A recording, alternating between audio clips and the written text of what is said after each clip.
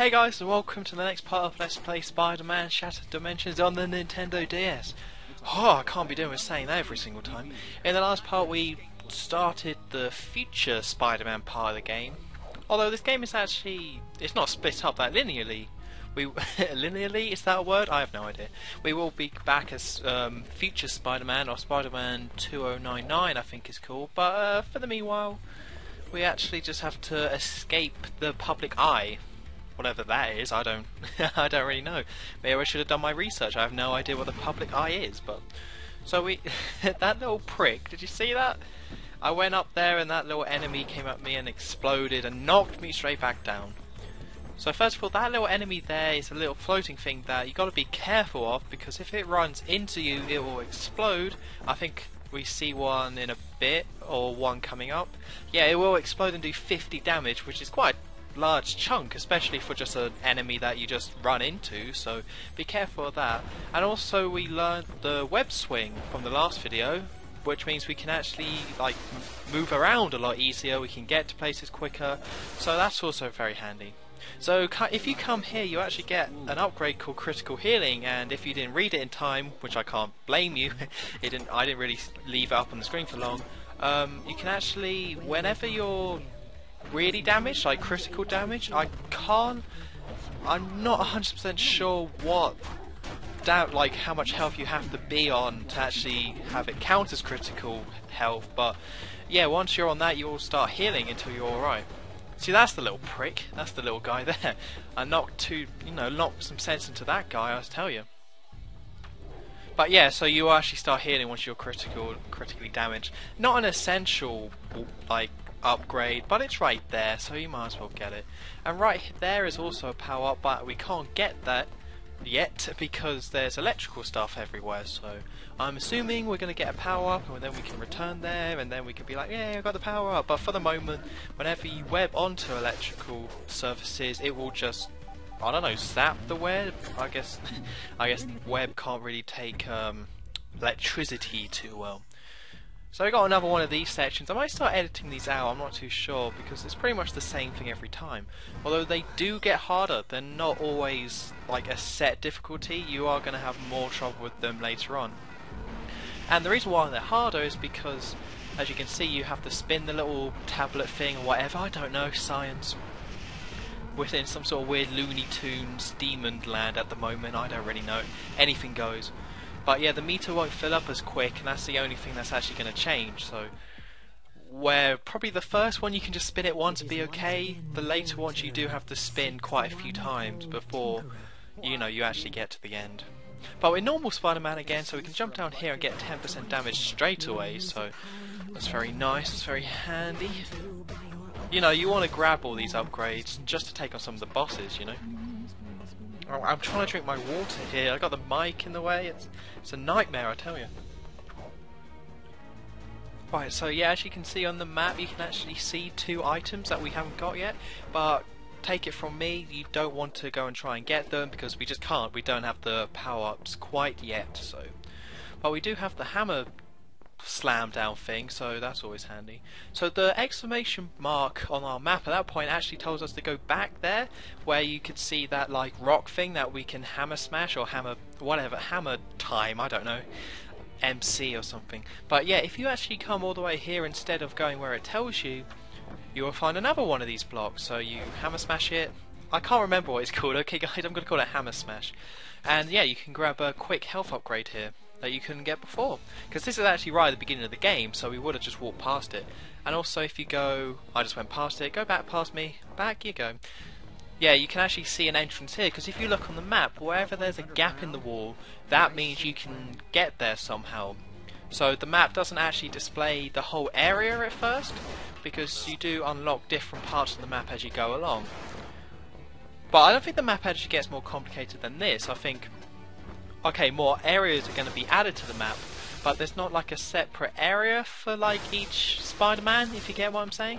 Like, as you can see, the top part of that map is where we were to begin with, and now we've unlocked another part of the map at the middle part here, so we'll probably just unlock another part later on.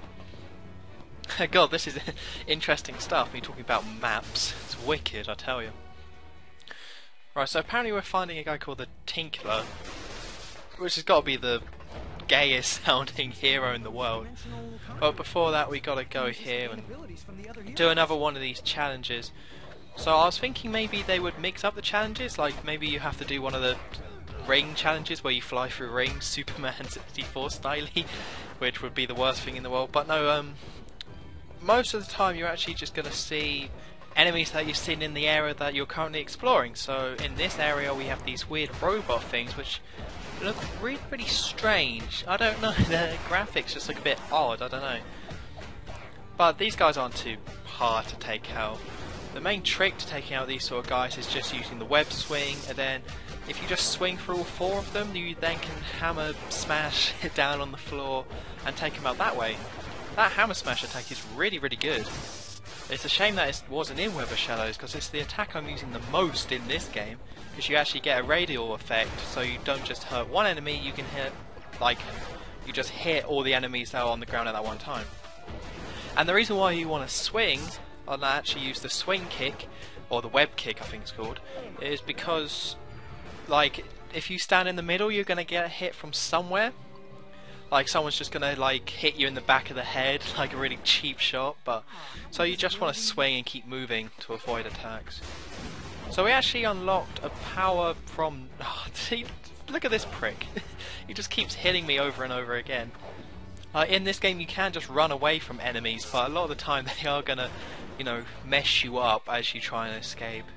But yeah, we learned from Noir Spider-Man. Again, I don't know the story and how this works, how we can unlock powers from the past and the future thanks to Mysterio tablet or something. I don't know, it's comic book science or something.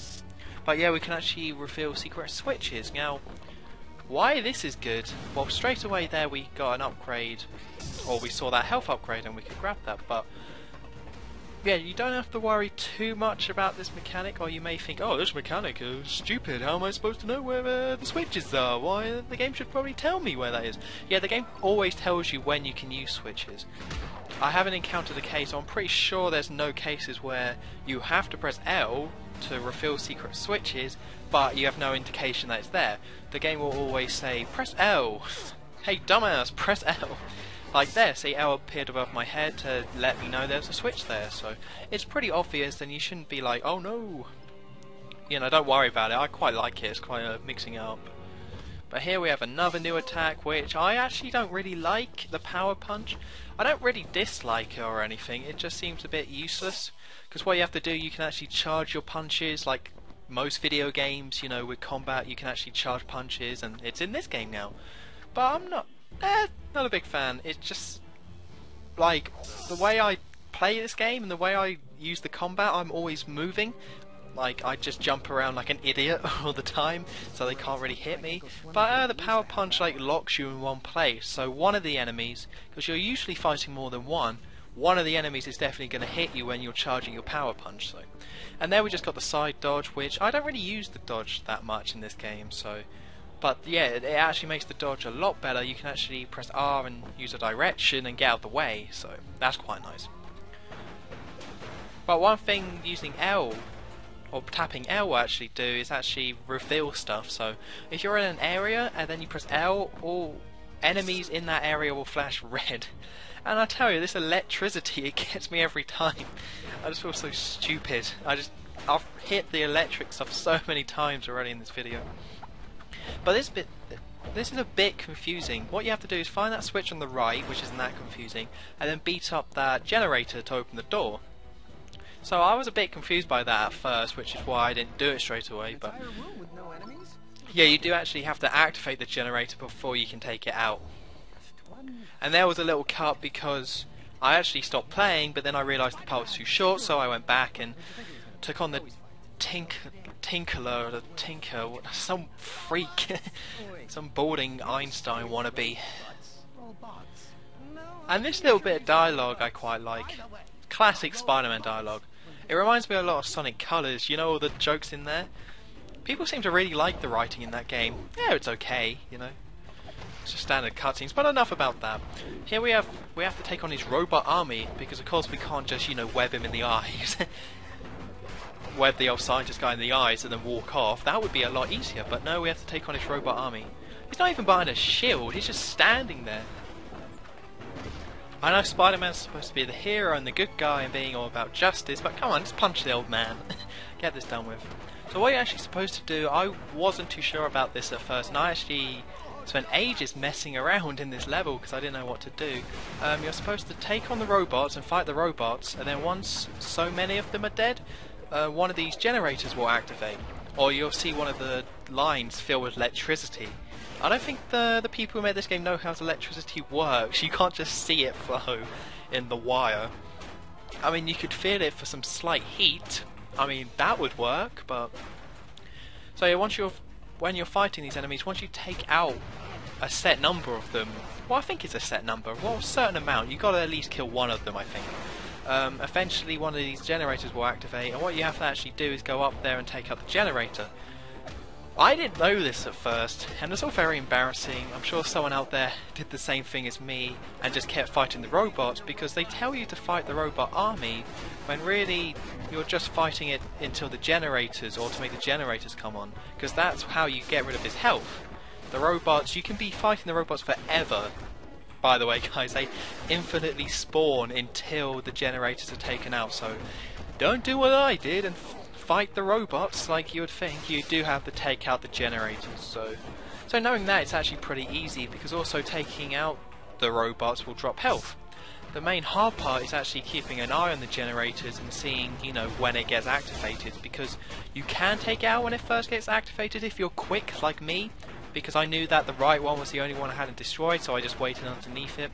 So if you're quick, you can get up there and destroy in one, but it's very easy to mess up and actually have to do it twice. But that's still a pretty easy boss fight. The robots are pretty easy.